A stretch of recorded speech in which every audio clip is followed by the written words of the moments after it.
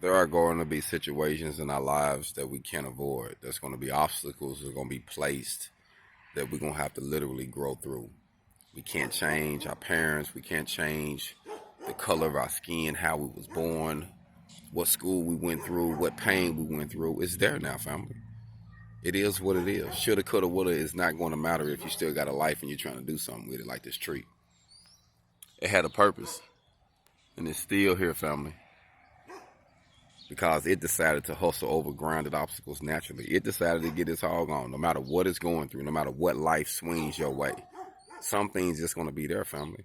You're even going to have to overcome them. You're going to have to go around them. You're going to have to grow through them. You're going to have to figure out a way to survive in these circumstances.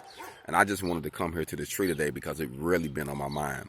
I've been really dealing with some challenging things that they won't move.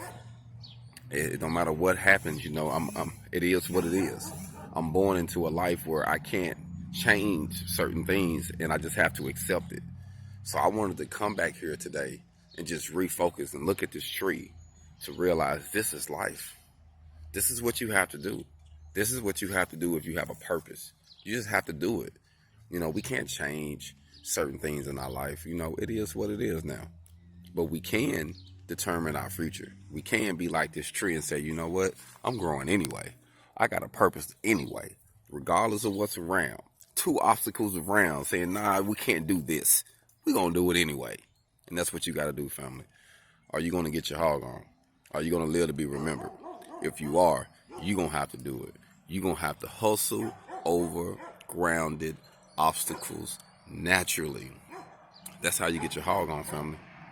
That's how we're going to be able to get over the hump. Hog on.